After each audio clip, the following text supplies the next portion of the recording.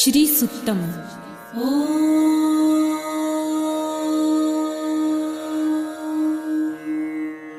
हिरण्यवर्णां हरिणीं सुवर्णरजतस्रजां चन्द्रां हिरण्मयीं लक्ष्मीं जातवेदो महावः ताम आवह जातवेदो लक्ष्मीमनपगामिनीं यस्यां हिरण्यं विन्देयं गामश्वं पुरुषानहम् अश्वपूर्वां रथमध्यां हस्तिनादप्रबोधिनीम्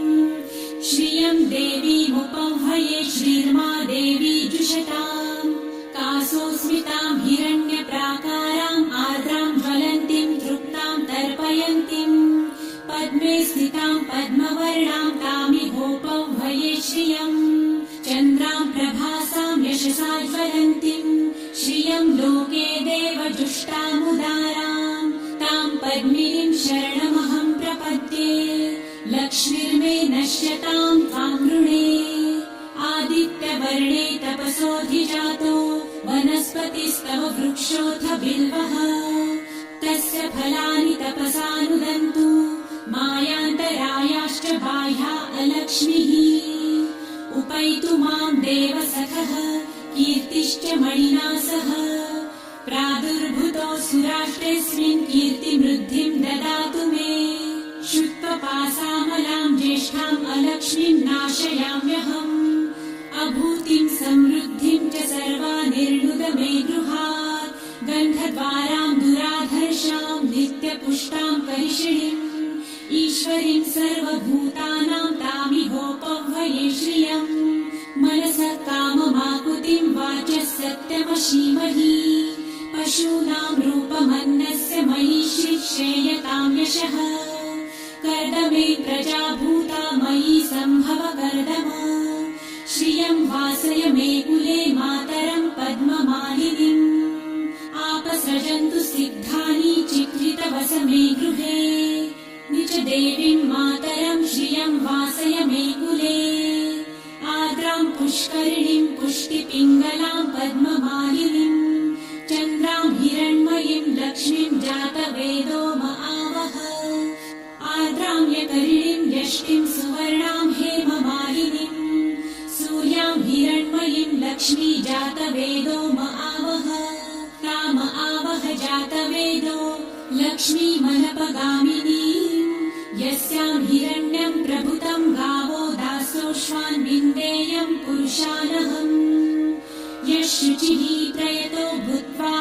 जुहुयादाजमन्वहम् सूक्तं पञ्चदशर्च च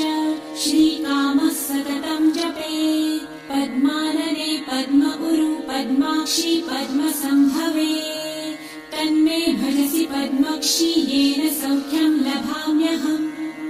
अश्वदायै गोदायै धनदायै महाधने धनं मे लभतां देवी सर्वकामाश्च देहि मे